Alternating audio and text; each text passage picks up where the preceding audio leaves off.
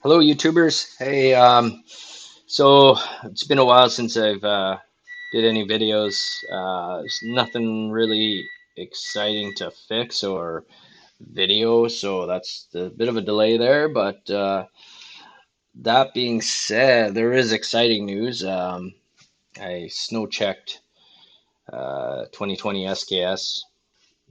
You guys are going to be pretty upset, the Arctic guys, but Polaris 850, and that wasn't the plan, was to go Polaris, but at the end of the day, Arctic didn't want to work out a deal. They didn't want to work on anything with me with that uh, with the Riot. I was going to go with the RiotX, but I didn't want the green color. I wanted the gray and the blue. So I don't know. I wanted options, right? And after 20 years of owning Arctics, I'm now driving my first new sled and my first Polaris. So it's going to be interesting. Hopefully, it's reliable, like my cat was.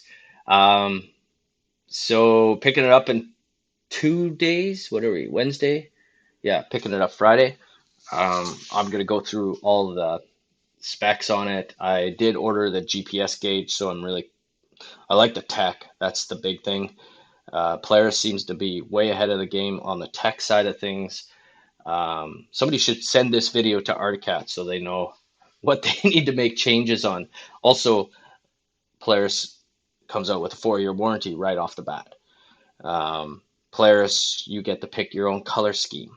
So I could go on the Polaris website and build my own, somewhat custom tailored machine.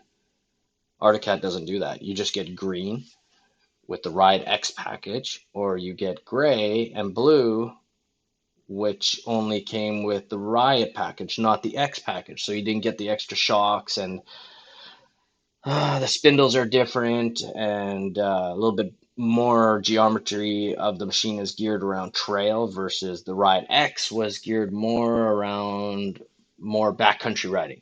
And that's what I was wanting. So that's where the SKS 850 falls into play, uh, more where I wanted it. The weight, I'll just give you the lowdown actually between that was my decision between Cat and Polaris was I looked at Skidoo, but Skidoo's a little bit pricier. And if the cat doesn't go, or no, sorry, not if the cat, if the Polaris doesn't go so well for the next 4 years, I got warranty. Meaning if it's broken down all the time, not going to be too happy about it. But that being said, I might look at a Skidoo, but I doubt it. I can't say I'm going to go that way. Um, anyways, getting off track. When I was comparing the cat to the Polaris, the Riot X, I think the dry weight was claimed that with Articat was 526 dry, and the Polaris came at the 850 came in at with the 146, and the 2-inch paddle came in at 475 pounds dry. So I plan to actually take this brand new sled, take it to a scale like a truck scale, with as little amount of fuel as possible, and put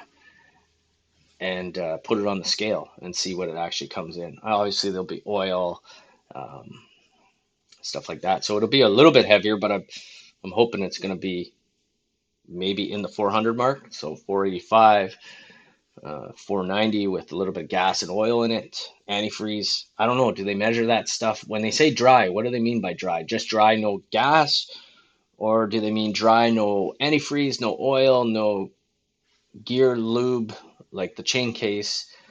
Um, what do they mean by that? I'm not sure myself, to be honest. So that being said, Polaris was lighter machine. Um, Polaris had a longer warranty.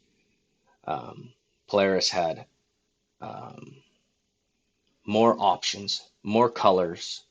Customize your sled right from the website. They pre-build it. Pretty cool. The 850. There's another one. Polaris has an 850 motor. Where's Cat's 850? I don't know. Um, they say they're just beefing up the 800. Okay, well, The Polaris is saying the 850 is going to be around the 170 mark, and they were planning to jump it up a little bit for 2020, so maybe it's 172. Who knows? Dynos for 2019 are showing that the 850 was pushing, I think, 169.9 or something at whatever ridiculous RPM on a dyno. So basically, we could say 170. So, so let's run through those again because I got to keep track. So different color schemes, you can customize your Polaris, 4-year warranty. Um, oh, my brain is not working. 4-year warranty, um, horsepower, the 850.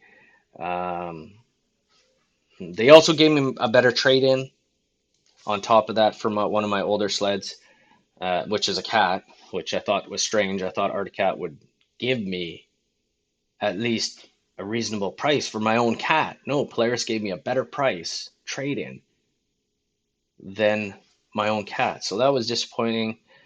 Um, the cat was cheaper price wise, but the cat only came with a 1-year warranty versus Polaris came with a 4-year warranty. Obviously, it was more money. And the other thing is the tricked out technology. I did order the PID, which is PIDD, which is that GPS screen, which tracks, does a track logging. Um, so it tracks as you're on the trail, or if you do some backcountry, it's tracking where you are on GPS, which is pretty sweet.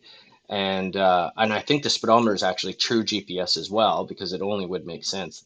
Technology is there, but I don't know, you guys, if you have comments about that, is it really GPS technology for the speedometer? And because there's always those arguments where the speedometer is 10% out, so it's not the true mile an hour when you're seeing what the sled can do.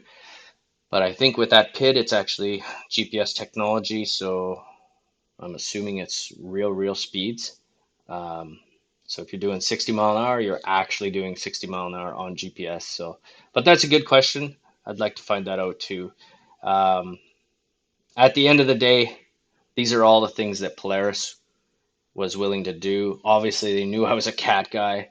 Uh, they wanted my business. Or so they were looking to do as much as they could to get me to come over.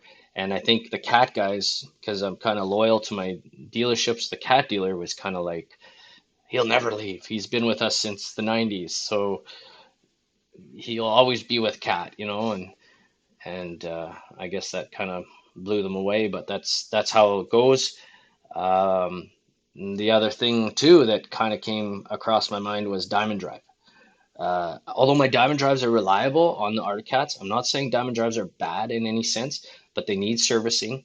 And when they need servicing, you got to drop it, open up the case, change out the oil. You have to check your bearings. You have to go through all the gears. Now, if anything breaks, we're talking you could be $1,000 in if you were to buy all new gears in there and oil. Where Polaris and Cat changed that, right? They went back to the chain case. So they knew, okay, it is an efficient system, the diamond drive, but there's also the maintenance that comes with it. And if it blows, it's big money, right? In my opinion. So that's why they probably went back to the chain case, right? So um, so Polaris has the chain case right off the bat, so I see that as also a nice option. I also looked at the clutches on the Polaris. I do like the clutches, but time will tell once I get the machine and how I um, uh, use it and all that, or get to know it, I should say, then I can really tell how it's built. But anyways, this is getting way long-winded. I was just gonna do a quick video here. I'm almost 9 minutes in here, 9 minutes.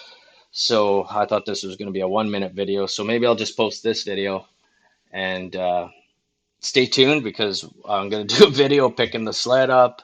I'm going to do a video of when I'm taking it apart. What am I looking at? Weight conditions, fuel mileage. How does that GPS technology work?